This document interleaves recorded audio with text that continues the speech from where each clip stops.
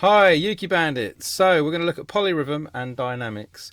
Polyrhythms means just many rhythms put together, and dynamics is playing it softer and louder. And this really helps express a piece of music. And in our last workshop, we did Wonderful Tonight, and I was explaining how these can enhance the piece as a group.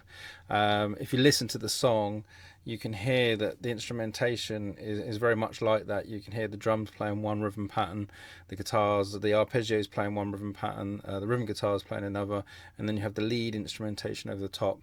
Now, if there's a lot of you playing in the group, which there is sometimes in our group, quite a few people, if you all strum in on those 4 beats per bar, it can actually cover up the arpeggios and the lead, and it starts to sound not as dynamic.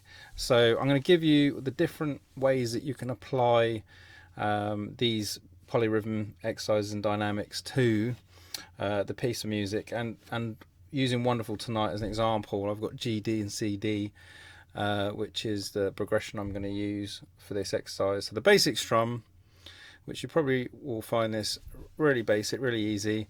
You play 4 strums on each chord. 1, 2, 3, 4 on the D, 2, 3 on the C, back to the D, yeah. So there's the 4 strums per bar, and it sounds okay if you keep it in time. That's one way of playing, but we're going to look at ways to improve it. So this is the 4 beats still, but what we're going to do is we're going to play louder on the first and the third beat, and I'm going to play softer on the second and the fourth. Now this can be quite tricky at first if you're used to just strumming the same volume on every chord, but it's a brilliant way of taking your playing to another level is just adding dynamics, adding those louder and softer parts. So we're going to take G and we're going to play loud and soft. So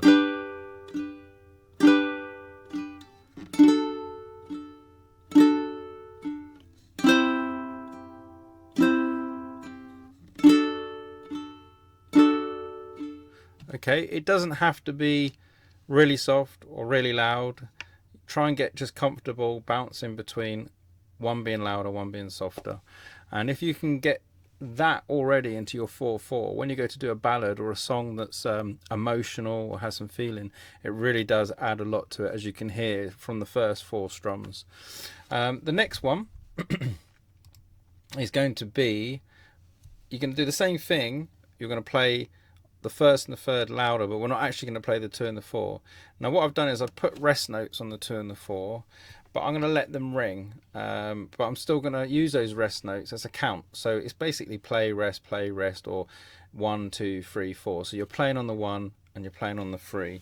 So it'll be 1, 2, 3, 4, 1, 2, 3, 4, 1, 2, 3, 4, 1, 2, 3, 4.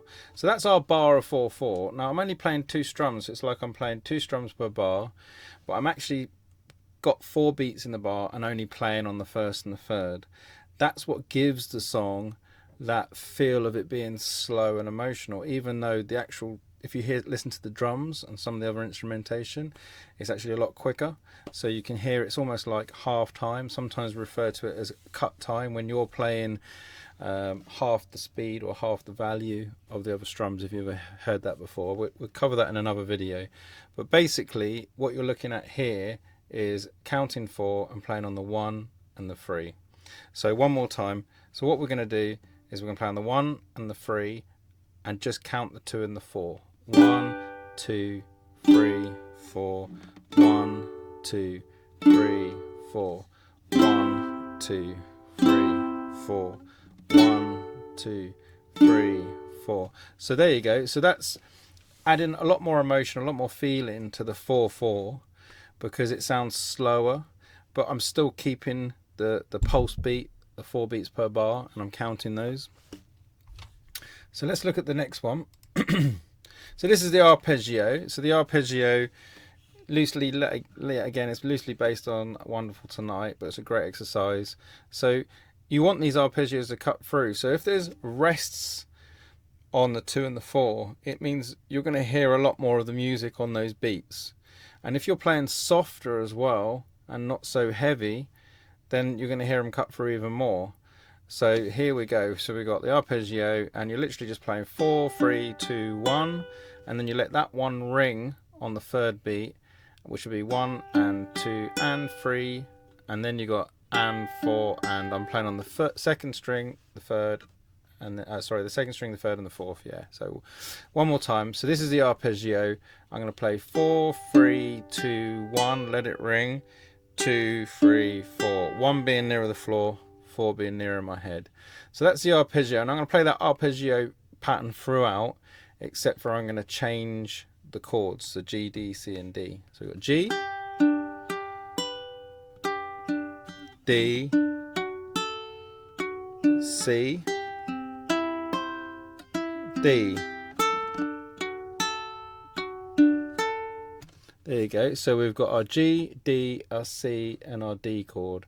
But I'm playing an arpeggio pattern that's built on, the rhythm is really eighth notes, because you can hear it goes 1 and 2 and 3 and 4, and the idea is that if you're playing softer on the 1 and the 2 and the 3 and the 4, you're playing them dynamically lower, then this will cut through. If you only play on the first and the third beats, then you're going to find they're going to cut through. And if you accent the first and the third beat, then the notes in between will sound clearer, but the whole thing comes together and just sounds way more musical. So let's have a look. So what I did is a baritone one, which I haven't got a baritone here. I have got a guitar. The difference would be more strings. This time though, which I'm going to ask the baritones to play, is I'm going to play eighth notes, but play them softly, because that will sound, it will fill in like the drums, the hi-hats, and what you have on the percussion side of it. You have almost like a constant rhythm underneath, and that really does drive the song. So I'm going to have that on the baritones, but play it all quite softly. And if you're going to accent on the first and the third, and if you count it, be 1 and 2 and 3 and 4 and. So what I'm going to do is I'm going to play the G chord, 1 and 2 and 3 and 4 and. So this is just on the G chord.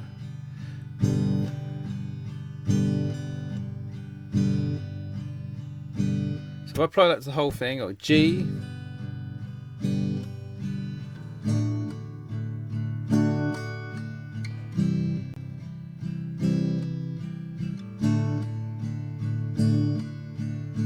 I think it's quite nice because it's a lower sounding instrument, because it's pitched to the guitar.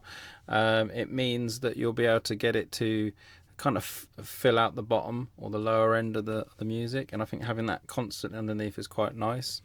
So that's the baritone, which I've demonstrated on, obviously, on the guitar. And then the last one is we've got the bass.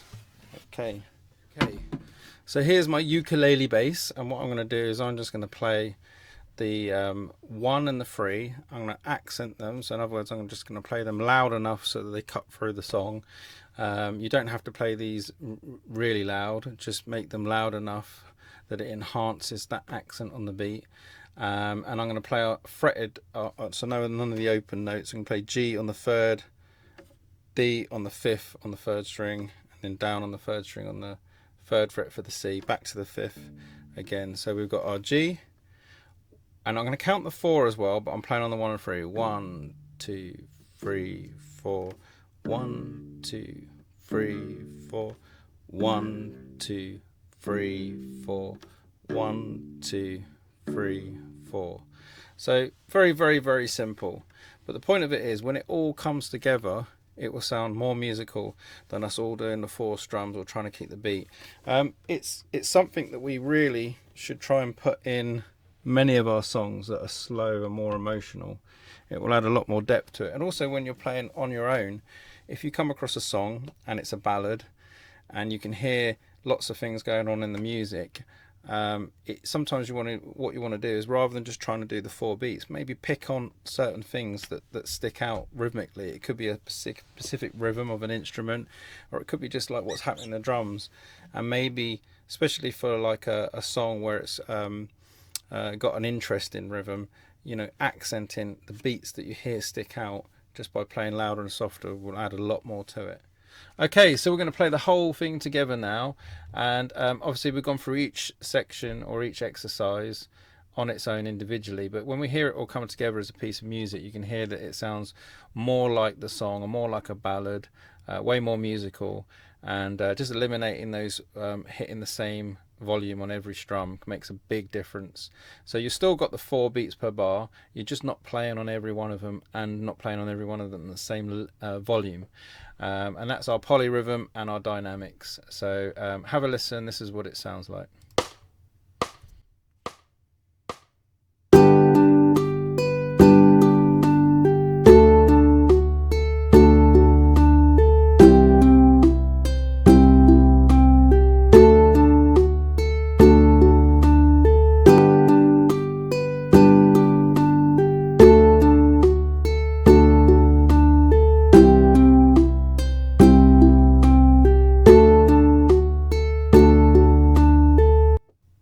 Okay, so I'll do a separate video as an exercise, something you can run through all of them together, just the sheet without me waffling over the top. But I thought I needed to explain as I was getting questions, and I was asked last week about putting on a video.